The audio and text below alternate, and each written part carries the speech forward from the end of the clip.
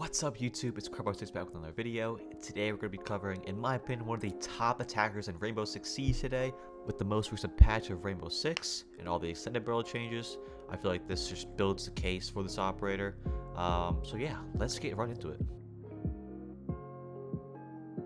So if you hadn't already guessed it or had any idea, I'm talking about IQ. With the most recent patch, IQ is one of only 10 3-speeds on attack and 1 out of 15 in the whole game. Out of 66 operators, it's safe to say that 3-speeds are somewhat of a rarity. Not only that, but the weapons at our disposal are premium. The G8 LMG, which still shreds, the AUG 2, which is in my opinion pretty underrated, and the 5.52 Commando, which recently received a buff with the extended barrel, making it doing a whopping 54 damage, which is a 2-shot body shot. Not only that, but our secondary, the P12, is a classic and a reliable sidearm. She also has a choice of claymores or breacher charges, which you should always run breacher charges no matter what, and more on that later. Alright, now moving on to her gadget, which is the electronics detector.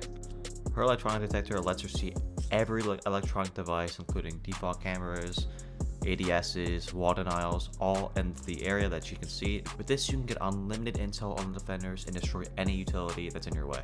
With 33 different defenders and 23 of them having an electronic gadget, that makes IQ technically a counter to almost 70% of all defenders. And in addition to the new season solo raid, we're introduced to Solas, which everyone can safely say is a good operator right now. Solas is a highly picked defender right now, not only because of her loadout, but also her gadget, which is more or less IQ's gadget on defense.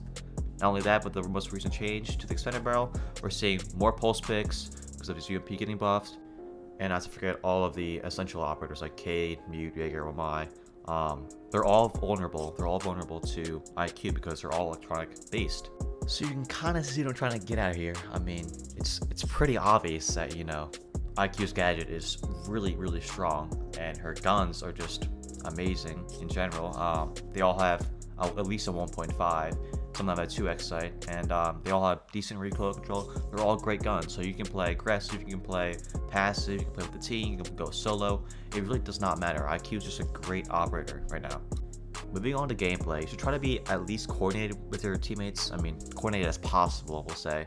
What I mean by that is you should be destroying and disrupting their utility where your push needs it, and feeding that information to your team. So let's say you're above on cafe and their kitchen, and you want to get the wall denial off it, right? So let's say you go for a freezer push, you go into in dining, and you shoot the Cade off on the freezer wall, boom, that wall's open now, and you can, you know, advance your push into sight.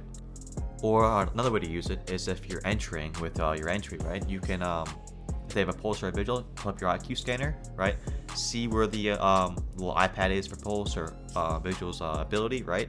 And as you have your pistol up and your scanner up, have someone else with you, like maybe an Ash or Sophia with their primary up, right?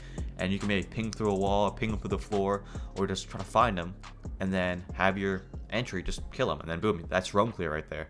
Another way is playing vertical, and we all know how important verticality is when you're attacking in Siege. Being above the site allows you to pretty much destroy every single piece of utility in sight, whether that be wall denial or catchers or anything.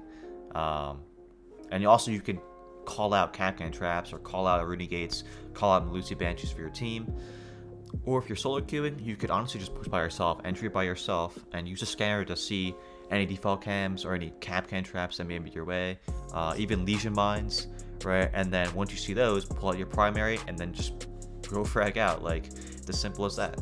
However, I do want to point out, don't just pull your scanner and then just run in with your primary and die and not get any util for your team. So don't forget the wall denial. At least get the wall denial for your team, man. Alright, just get the wall denial and then you can go die. So however you want to play her, it's really up to you. You can get value by destroying utility or fragging out with a gun, or, you know, in the best case, just do both, guys. Just do both. And knowing that she's a 3-speed, 1 out of 10 on attack, one of the best primaries in the game, 1.5, a gadget that counters 70% of all defenders.